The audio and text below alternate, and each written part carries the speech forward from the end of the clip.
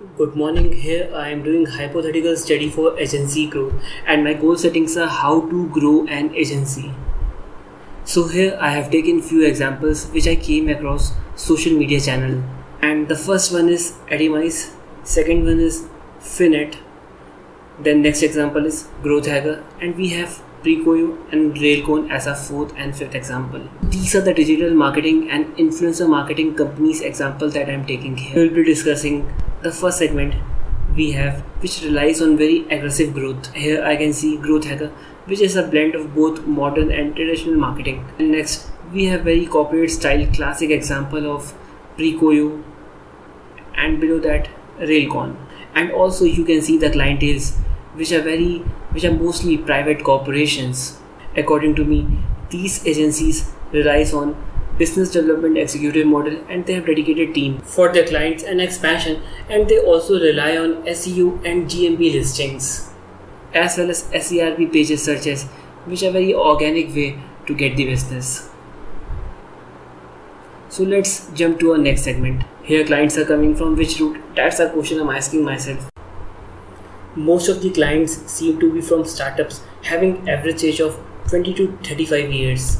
And also we have clients who are great influencers and podcasters on YouTube and also want to launch their startups. These were our client segments.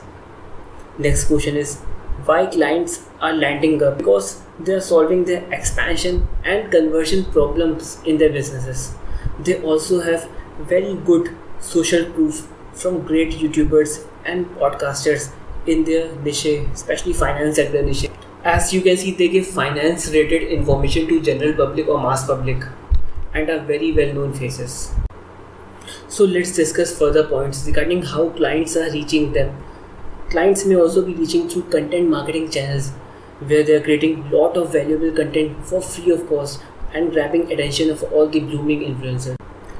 Let's discuss some few more points which we came across while watching the site of Edimize.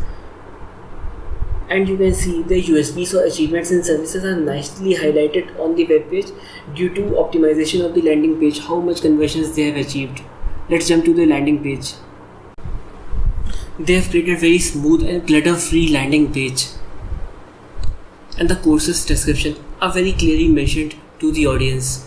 Let's go inward and see the landing page. Features and descriptions are mentioned in very great detail, and what you can do after learning this course: build $1 million channel.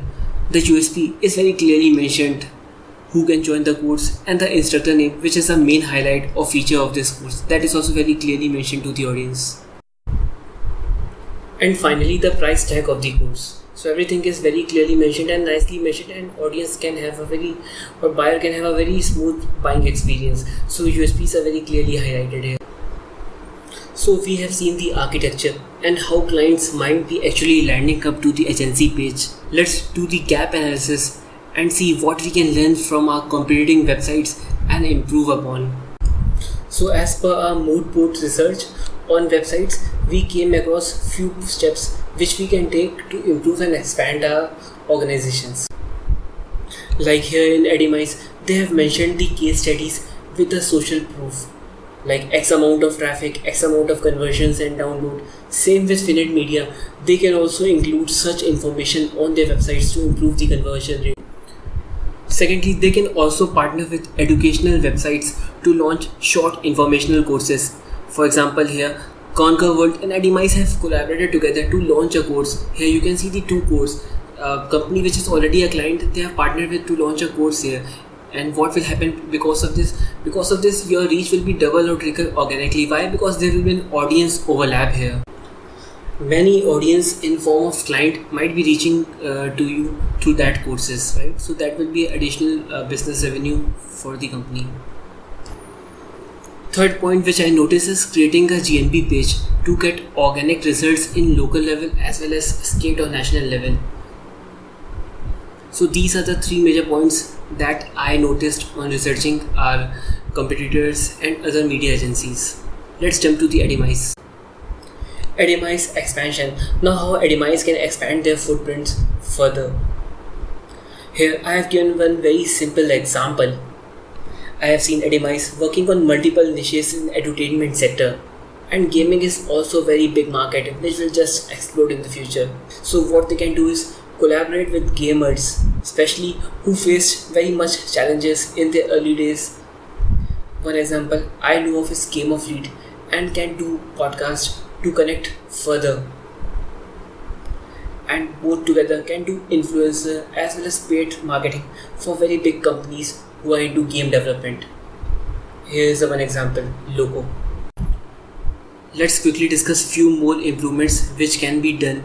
Like I have taken example from Growth Hacker website, where they have mentioned case studies of their clients in great details and their improvements. And secondly, we can also create a free 15-minute consultation page on our websites. So these are the few points which I have observed among the competitors' website, and I think we can improve upon them. So let's jump to the value proposition. Here client trusts us and also taken decision to stay with us and has already purchased our services.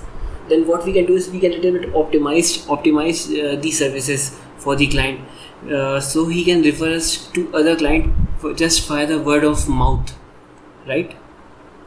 So if he has gained the results, then he will himself promote us, and that is completely free of cost and will give additional business to the organization.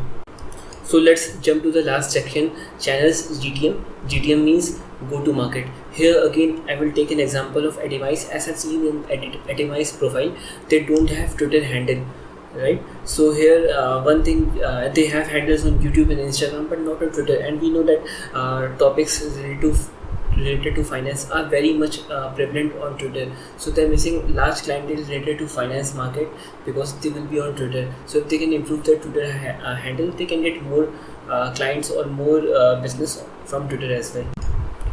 So the last point will be creating hybrid content creation model for YouTube and Instagram. For example, I have seen many creators, they have creating videos on Instagram but they are not creating on YouTube. So they can repost the same video from Instagram to the YouTube. This is very inspired from Gary Vee content creation model. And what they can do is they can also write blog on the videos that they have created from YouTube and Instagram and then post it on Twitter. So by creating one content, they can post it at 3 different channels. So thank you to you for listening to the presentation here.